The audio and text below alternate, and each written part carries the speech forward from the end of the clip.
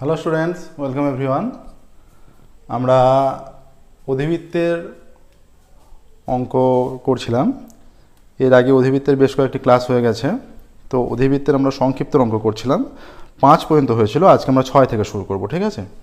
এছাড়াও ক্লাস 9 থেকে ক্লাস 12-এর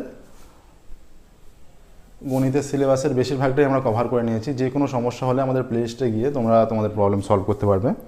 6 দাগের 1 থেকে শুরু করছি। দেখো, অধিবৃত্ত সংক্ষিপ্ত 6 দাগের 1। 6 দাগের 1-এর প্রবলেমটা বলেছে 2x নাভির স্থানাঙ্ক এবং 3x - y + 1 = 0 নিয়মকের সমীকরণ, এমন অধিবৃত্তের সমীকরণ নির্ণয় করো। তাহলে নাভির স্থানাঙ্ক 6-এর 1। 6-এর 1 নাভির স্থানাঙ্ক কত? নাভির স্থানাঙ্ক 2,1, ঠিক আছে? নাভির স্থানাঙ্ক 2,1। আচ্ছা, তাহলে 2,1 বিন্দুটা কোথায় পড়ছে? 1 2 1, এই জায়গায় 2,1 বিন্দু পড়ছে, ঠিক আছে? আচ্ছা, নিয়ামকের সমীকরণ 3x - y + 1। নিয়ামকের সমীকরণ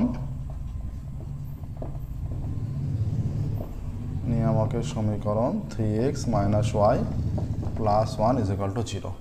আমরা ধরে নেব, ধরি অধিবৃত্তের ওপর যে কোনো বিন্দু এইচকে, ধরি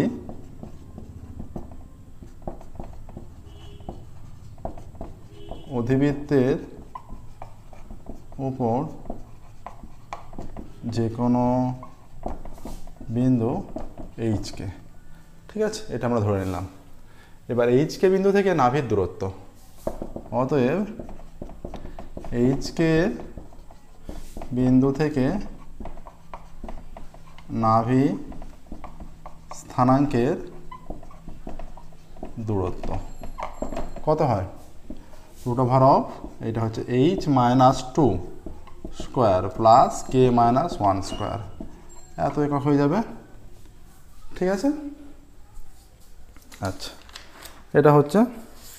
এবার দেখো, এখানে যে কন্ডিশন আছে সেই অনুযায়ী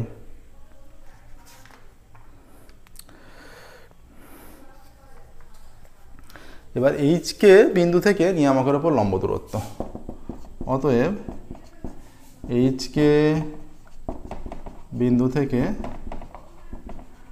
নিয়ামকের ওপর লম্ব দূরত্ব কত হবে? নিয়ামকের সমীকরণ দেওয়া আছে, তাহলে সরলরেখা এই পার্টটা করেছো যে লম্ব দূরত্ব নির্ণয় করা কীভাবে করতে হয়। তাহলে 3h হয়ে যাবে -k + 1 √3 স্কোয়ার প্লাস -1 তার স্কোয়ার, এত একক। এইটা হয়ে যাচ্ছে 3h - k + 1 √3 3 একবারে আমরা করছি। দেখো, -1 স্কোয়ার করলে 1 হয়, আর 3 স্কোয়ার 9, তাহলে 9 + 1 10, এত একক হয়ে যাচ্ছে। অতএব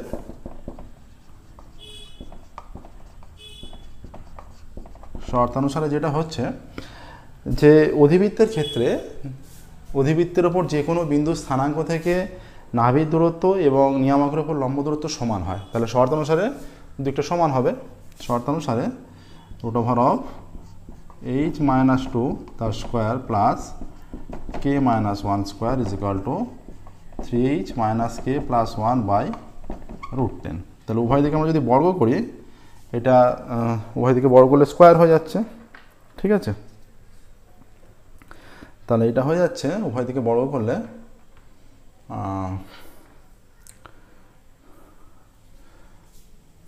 h - 2 তার স্কোয়ার প্লাস k - 1 স্কোয়ার, এটা 3h - k + 1 স্কোয়ার √10 স্কোয়ার করলে 10 হয়ে যাবে, ঠিক আছে? তাহলে এবার যদি আমরা সূত্র ফেলি, h square - 4h + 4 + k square - 2ab 2k + 1 = এটা স্কোয়ার করলে এটা 10 হয়ে যাচ্ছে, আর এটা হয়ে যাচ্ছে 9h square plus k square plus 1 -6hk -2k -6h, ঠিক আছে? 2ab 2bc 2c এর ফর্মুলা পড়লো। তাহলে এদিকে যদি আমরা নিয়ে আসি, বা এটা 10h square plus 10k square, এইটা হয়ে যাচ্ছে -40h মাইনাস 20k, 4 আগে 5, 5 10 50 is equal two 9h square plus K square minus 6hk minus 2k, হ্যাঁ এইটা প্লাস 6h হবে, প্লাস 6h প্লাস 1, এটা হলো, ঠিক আছে। আচ্ছা, এটা যদি মানটা আমরা এদিকে নিয়ে আসি তাহলে এটা হয়ে যাচ্ছে 10h square plus 10k square minus 40h minus 20k plus 50 minus 9h square minus k square plus 6hk plus 2k minus 6h minus 1 is equal two 0, এইটা আসছে। তাহলে আমরা একটু মুছছি, দেখো এখানে যদি একটু মুছি আমরা কি হবে, যে কন্ডিশনটা পাচ্ছি 10h square minus 9h square, শুধু h স্কোয়ার হয়ে যাচ্ছে, h square 10k square minus k square plus 9k square হয়ে যাচ্ছে, ঠিক আছে। আচ্ছা, hk পার্ট একটাই আছে প্লাস 6hk, আচ্ছা h আছে কি আছে এখানে আছে প্লাস 6hটা বাঁধে গেছে মাইনাস 6h হয়েছে, তাহলে মাইনাস 46h, কারণ এখানে 40h আছে, ঠিক আছে। আচ্ছা, কে কত 20k আর 2k, তাহলে মাইনাস 18 হবে, এটা মাইনাস আছে আর এটা প্লাস আছে, তাহলে মাইনাস 18k হয়ে গেল, ঠিক আছে।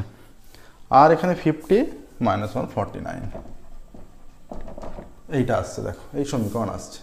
অতএব আমরা এখানে বলতে পারি যে অধিবৃত্তের কি চেয়েছে, অতএব নিয়ামকের সমীকরণ, অতএব অধিবৃত্তের সমীকরণ, অতএব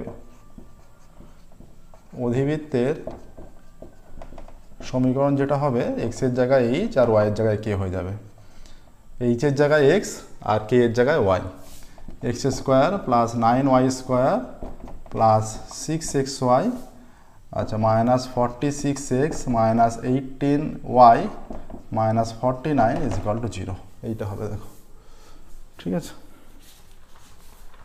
এইটা হবে।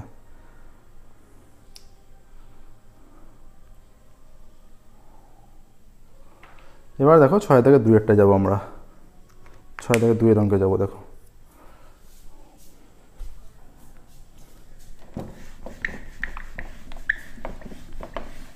প্রত্যেক দিন আমাদের নতুন ক্লাস পাবলিশ করা হয়, আমাদের চ্যানেলটা অবশ্যই সাবস্ক্রাইব করবে এবং নোটিফিকেশন অন করবে। যে কোনো সমস্যা থাকলে সেগুলো আমাদের কমেন্টে অবশ্যই জানাবে, আমরা সেগুলো সলভ করব। এছাড়া বইয়ের বাইরে কোনো প্রবলেম থাকলে আমাদের টেলিগ্রামে অ্যাপ আছে, টেলিগ্রাম অ্যাপে চ্যানেল আছে, যে গ্রুপ খামারু ম্যাথ ক্লাস, টেলিগ্রামে গিয়ে সার্চ করবে, সার্চ করে সেখানে জয়েন হবে, জয়েন হলে প্রবলেম পাঠাতে পারবে, ঠিক আছে। দেখবে অনেক স্টুডেন্ট অলরেডি জয়েন হয়ে আছে সেখানে। আচ্ছা, 6-2 দেখবে, 6-2 বলছে একটি অধিবৃত্তের নাভি স্থানাঙ্ক 0 0, ঠিক আছে। অধিবৃত্তের নাভি স্থানাঙ্ক 0 0 এবং তার নিয়ামকের সমীকরণ দেওয়া আছে 2x plus y is equal two 1। আমরা মনে করছি, দেখো এরকম যদি চিত্রটা যদি এরকম হয় বুঝতে সুবিধা হবে। মনে করো এটা নাভি স্থানাঙ্ক 0 0, যদি এইরকম হয়, এটা যদি নিয়ামকের সমীকরণ হয়, এইটা নাভি হলে এই দূরত্বটা যতটা হয়, এই দূরত্বটা দুটোটা সেম দূরত্ব হয়, ঠিক আছে।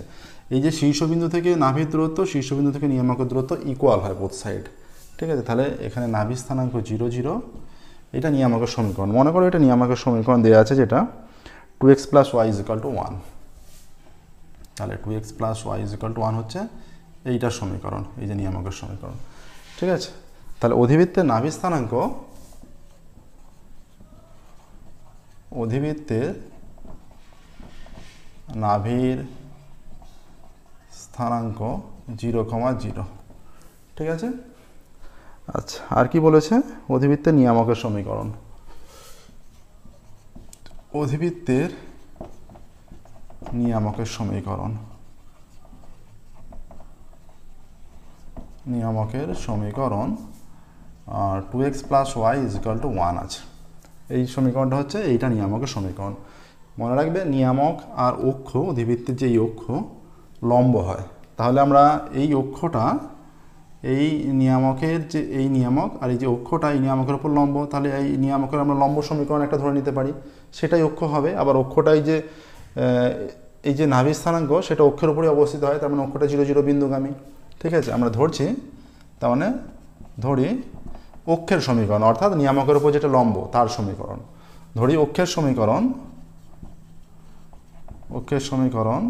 তাহলে অক্ষ নিয়ামকের উপর লম্ব হবে, এর যে কোনো লম্বের সমীকরণ হয়ে যাবে x - 2y = k।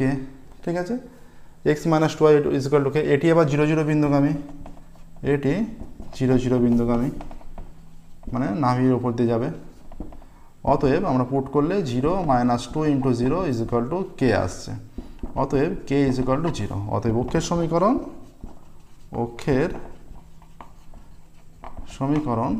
x - 2y = 0। এবার আমরা যদি এই যে নিয়ামক আর অক্ষের ছেদবিন্দু যদি বের করে নিতে পারি, এই বিন্দুটা যদি বের করে নিতে পারি, এই ছেদবিন্দুটা হবে এই বিন্দুটা। এবার এখান থেকে এই শীর্ষটা হয়ে যায় নাভি, আর এই যে ছেদবিন্দু অক্ষ এবং নিয়ামকের ছেদবিন্দু তাদের মধ্যবিন্দু হয়ে যায় শীর্ষ। তাহলে আমরা মধ্যবিন্দুটা ধরে নিয়ে সহজে এই বিন্দুটা পেয়ে গেলে মধ্যবিন্দু সহজেই পেয়ে যাব, 0 0 আর এই শীর্ষ ছেদবিন্দু যদি পেয়ে যাই। ঠিক আছে, দেখো তাহলে এখান থেকে এবার এইটাকে যদি আমরা 1 নম্বর দিই, এটাকে যদি 2 নম্বর দিই, আচ্ছা আমরা 1 × 2 করে পাই, 1-কে 2 দিয়ে গুণ করছি, আমরা পাচ্ছি 4x + 2y = 2। এটা 3 নম্বর দিচ্ছে। আমরা এবার 2 + 3 করছি, 2 + 3 করে পাই 2-এ কি আছে x - 2y = 0, আর এখানে আছে 4x + 2y = 2।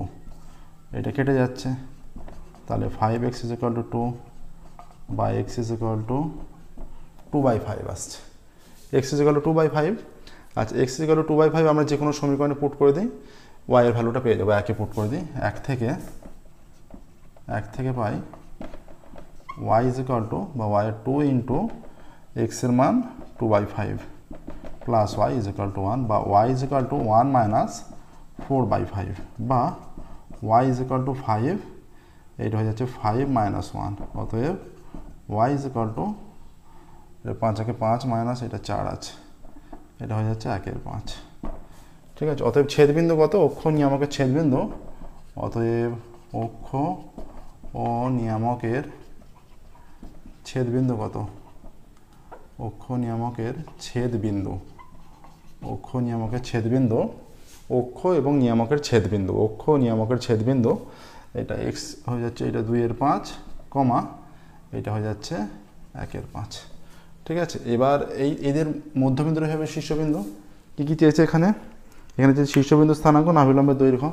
ঠিক আছে, এবার আমরা এই দূরত্বটা যদি বের করে নিতে পারি, সেটাই নাভিলম্ব। এখানে একটু মুছছি আমরা, দেখো আমরা শীর্ষবিন্দুটা বের করে নিই আগে। অতএব শীর্ষবিন্দু স্থানাঙ্ক, শীর্ষবিন্দুটা হবে এইটা, ছেদবিন্দু বের করলাম, এটা হচ্ছে 2/5, 1/5, এদের মধ্যবিন্দু। হ্যাঁ, 2/5, 1/5, এইটা ছেদবিন্দুটা। অতএব শীর্ষবিন্দু স্থানাঙ্ক বা শীর্ষের স্থানাঙ্ক কত হবে?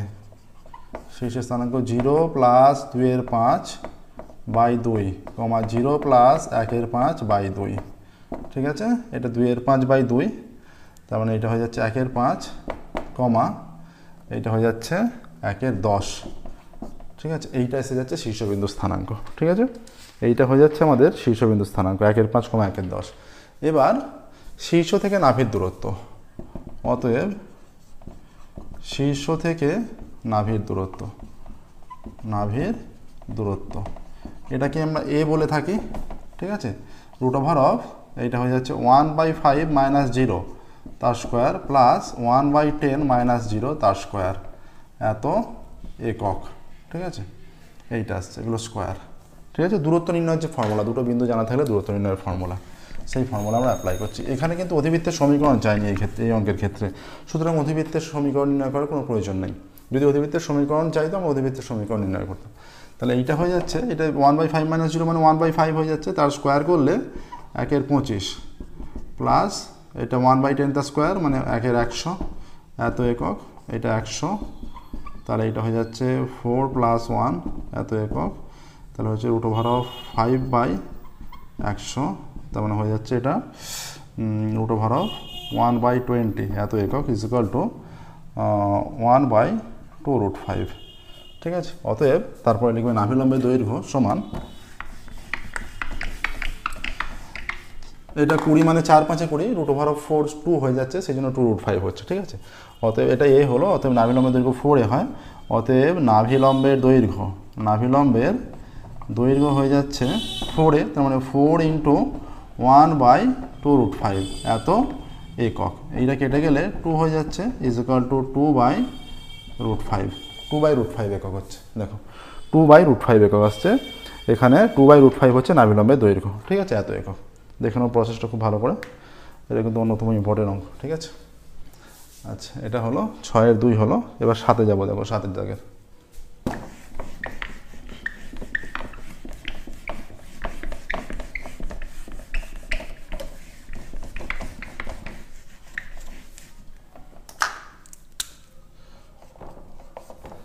দাগের অঙ্ক কী বলছে দেখে। একটি বিন্দু এমনভাবে গতিশীল যে 2,5 বিন্দু থেকে তার দূরত্ব এবং 2x + 4y - 1 সরলরেখা থেকে তার দূরত্ব সর্বদা সমান। গতিশীল বিন্দু সঞ্চার পথের সমীকরণ নির্ণয় করি। সহজ অঙ্ক। দেখো এটা যেটা বলতে চাইছে যে দূরত্ব সর্বদা সমান কখন হয়, অধিবৃত্তের ক্ষেত্রে হয়। তার মানে যে সরলরেখাটা বলে দিয়েছে সেটা নিয়ে আমাকে সমীকরণ ভাবতে হবে।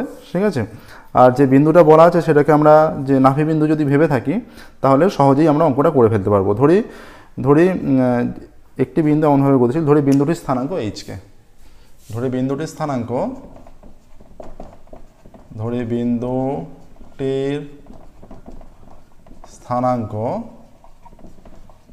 h-কে। অতএব h, বিন্দু থেকে কোন বিন্দুর দূরত্ব? 2,5 বিন্দুর দূরত্ব। 2,5 বিন্দুর দূরত্ব কত? এটা h-কে বিন্দু থেকে 2,5 বিন্দুর দূরত্ব আমরা নির্ণয় করব। ঠিক আছে, তাহলে এটা হয়ে যাবে √ এইটা h - 2 তার স্কোয়ার প্লাস k - 5 তার স্কোয়ার এত একক। অতএব h, বিন্দু থেকে আর একটা যেটা সরলরেখার উপর দুদিকে দূরত্ব সমান বলেছে, একটা সরলরেখার সঙ্গে দূরত্ব সমান বলেছে, 2x + 4y - 3 = 0। 2x + 4y - 3 = 0। সরল রেখার ওপর লম্ব দূরত্ব সমান এটা 2h + 4k - 3/√, এটা 2² + 4² এত একক হয়ে যাচ্ছে। তাহলে হয়ে যাচ্ছে 2h + 4k - 3, এটা মডেল নিতে পারো। ঠিক আছে, √, 4 4 16 আর 4 20 এইটা আসছে। অতএব যে কন্ডিশন দিচ্ছে শর্তানুসারে এই উভয় দিকটা সমান হয়ে যাবে। ঠিক আছে, এখানে বলছে যে এই দুদিকে দূরত্ব সর্বদা সমান, বিন্দু থেকে দূরত্ব এবং সরলরেখা থেকে দূরত্ব সর্বদা সমান। ঠিক আছে, তাহলে যেটা আসছে শর্তানুসারে 2h + 4k - 3/√20 = এইটা হয়ে যাচ্ছে √ এইটা h - 2² প্লাস k - 5²। ঠিক আছে, আচ্ছা আমরা যদি উভয় দিকে স্কোয়ার করি এইটা হয়ে যাবে 2h + 4k - 3² /20 এটা √টা উঠে চলে যাবে h - 2² প্লাস k - 5²। ঠিক আছে, অতএব এইটা হয়ে যাচ্ছে 2h + 4k - 3² = 20 into h - 2² plus k - 5²। দেখো এইটা আসছে খুব সহজেই। ঠিক আছে, তাহলে আমরা বলতে পারি এখানে কী চেয়েছে এবার, যে গতিশীল বিন্দু সঞ্চারপথের সমীকরণ নির্ণয় করো। অতএব গতিশীল বিন্দু সঞ্চারপথের সমীকরণটি হলো, অতএব তাহলে h এর জায়গায় x হয়ে যাবে আর k এর জায়গায় y হয়ে যাবে। এই যে x হবে আর এটা y হবে। অতএব গতিশীল বিন্দুর সঞ্চারপথের সমীকরণ হবে, এইটা 2x + 4y - 3² = 20 ইন্টু এটা x - 2² প্লাস y - 5², এইটা হবে। ঠিক আছে, গতিশীল বিন্দু সঞ্চারপথের সমীকরণ। এটা মনে রাখবে তারপরে যে এটি অবশ্যই, যেহেতু একটা নির্দিষ্ট বিন্দু থেকে দূরত্ব সমান বলেছে উভয় দিকে, এটা কখন হবে? এটা অবশ্যই অধিবৃত্তের ক্ষেত্রে হবে। এই সমীকরণটি একটি অধিবৃত্তের সমীকরণ। এটি অধিবৃত্ত লিখবে, এটি অধিবৃত্ত।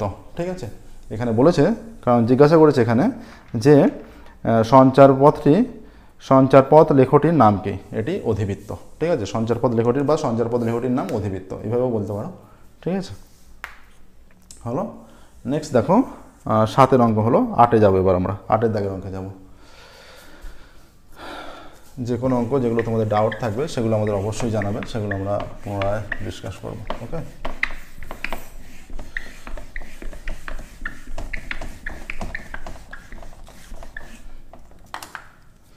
আটের দাগের অঙ্ক কি বলেছে দেখছি।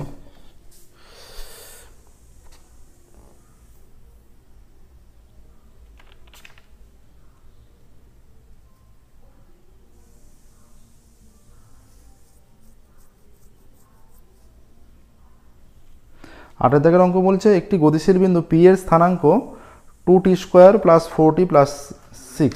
2t² একটি গতিশীল বিন্দু পি এর স্থানাঙ্ক বলে দিয়েছে 2t² + 4, 4t + 6। 2t² + 4, 4t + 6 এরকম স্থানাঙ্ক বলে দিয়েছে, যে গতিশীল বিন্দু স্থানাঙ্ক। ঠিক আছে, এরকম স্থানাঙ্ক বলা আছে। তাহলে এখানে কি চেয়েছে এবার? একটি গতিশীল বিন্দু স্থানাঙ্ক যেহেতু এটা বলা আছে, যে দেখাও যে একটি গতিশীল বিন্দু পি এর স্থানাঙ্ক বলা আছে, দেখাও যে পি এর সঞ্চারপথ একটি অধিবৃত্ত। ঠিক আছে, পি এর সঞ্চারপথ একটি অধিবৃত্ত। তাহলে পি এর স্থানাঙ্ক গতিশীল বিন্দু এখানে বলছে গতিশীল বিন্দু পি এর স্থানাঙ্ক কত? পি এর স্থানাঙ্ক বলা আছে একটি গতিশীল বিন্দু পি এর স্থানাঙ্ক। এবার এই পি এরই সঞ্চারপথ চেয়েছে। গতিশীল বিন্দু পি এর স্থানাঙ্ক 2t² + 4, 2t² + 4, 2t² + 4, 4t + 6 দেওয়া আছে, 4t + 6। ঠিক আছে, এটা আছে। তাহলে এটা যেহেতু দেওয়া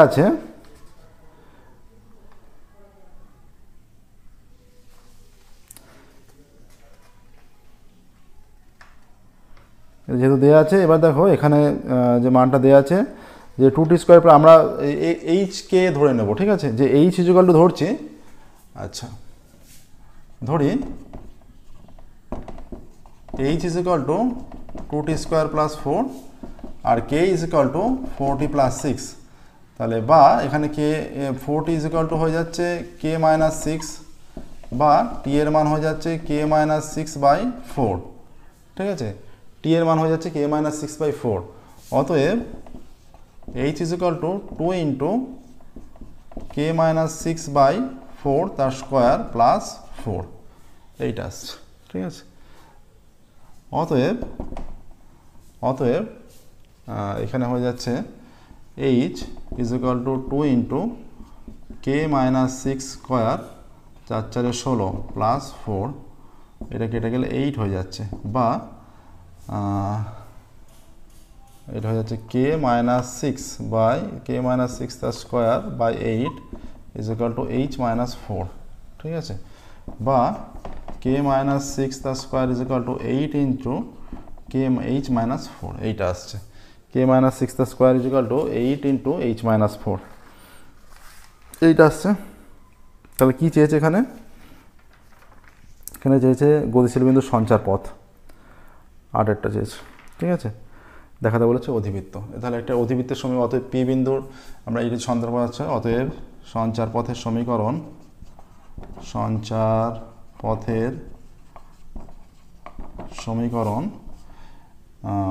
y - 6 স্কোয়ার = 8 × x - 4।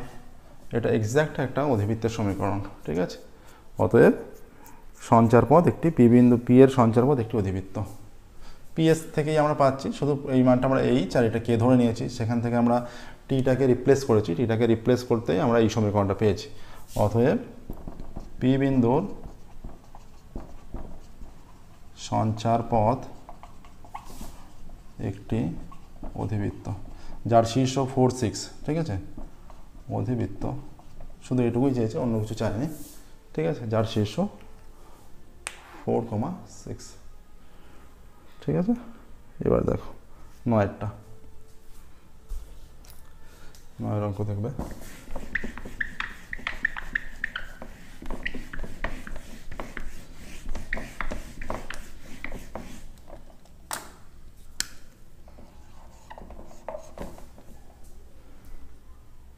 থিটা পরিবর্তনশীল প্যারামিটার হলে দেখাও যে x is equal to 1/4 3 minus cos square theta দেওয়া আছে।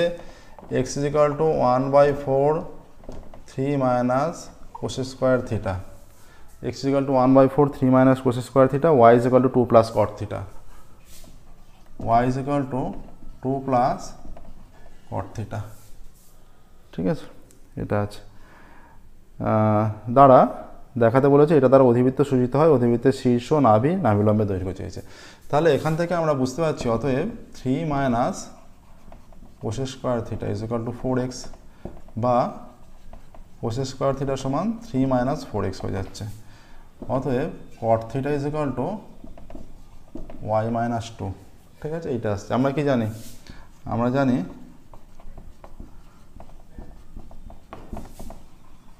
Cos square theta minus cot square theta is equal two 1।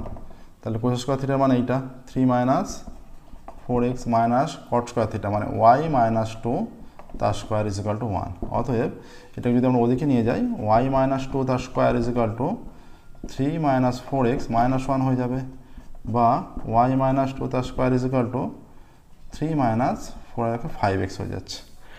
ঠিক আছে, এটা আসছে। তাহলে বা ওয়াই মাইনাস 2 তার স্কোয়ার ইজ ইকুয়াল টু, আমরা যদি মাইনাস 5 কমন নেই, এইটা হচ্ছে এক্স মাইনাস 3/5, এইরকম চলে আসছে। ঠিক আছে, এখানে কি চেয়েছে এবার? এখানে চেয়েছে শীর্ষ নাভি এবং নাভিলম্বের দৈর্ঘ্য।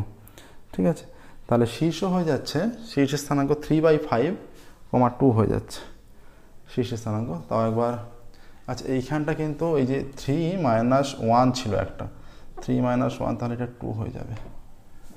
3 মাইনাস 1, এটা দেখো এই 1টা এদিকে মাইনাস 1 হিসেবে, এইটা এদিকে যাচ্ছে, 1টা এদিকে মাইনাস 1 হিসেবে আসছে। তাহলে এইটা 4 যেমন আছে 4 হয়ে যাবে, এটা 4, এটা 3 মাইনাস 1 2, তাহলে এখান থেকে 4 কমন যাচ্ছে, মাইনাস 4, তাহলে এইটা হয়ে যাচ্ছে 4 কমন গেলে এটা 2/4, তাহলে ওয়াই মাইনাস 2 তার square is equal two minus 4 into x minus half. অতএব শীর্ষ হয়ে যাচ্ছে, শীর্ষ ইজ ইকুয়াল টু 1/2, শীর্ষ হয়ে যাচ্ছে 1/2, ঠিক আছে। আচ্ছা নাভি স্থানাঙ্ক কত হবে? a,0, এখানে 4ax, তাহলে নাভি স্থানাঙ্ক a এর মান 1 হয়ে যাচ্ছে। ঠিক আছে, আচ্ছা এখানে হয়ে যাবে আলফা প্লাস এ, ফর্মুলা যেটা, যে আলফা বিটার মান আছে, এটা y square is equal to 4x, তাহলে আলফা প্লাস নয়, এটা মাইনাস আছে, alpha minus a comma beta. ঠিক আছে, তাহলে নাভি কত? নাভি হয়ে যাচ্ছে আলফার মান হাফ মাইনাস এ, তার মানে -1,2। ঠিক আছে, আলফা মাইনাস এ, এখানে যেহেতু মাইনাস আছে সে কারণে মাইনাস হবে, প্লাস থাকলে প্লাস হতো, তাহলে এটা হয়ে যাচ্ছে -1/2,2, এটা নাভি স্থানাঙ্ক। ঠিক আছে, -1/2,2। আচ্ছা নাভিলম্বের দৈর্ঘ্য কত? এটা কিন্তু পজিটিভ হয়, নাভিলম্বের দৈর্ঘ্য সর্বদা পজিটিভ। ঠিক আছে, এর মান 1 একক, অতএব নাভিলম্বের দৈর্ঘ্য, নাভিলম্বের দৈর্ঘ্য সমান 4a, তাহলে 4 ইন্টু 1 এত একক, তাহলে 4 একক, নাভিলম্বের দৈর্ঘ্য 4 একক। ঠিক আছে, এইটা আসছে দেখো, নাভিলম্বের দৈর্ঘ্য 4 একক। ঠিক আছে,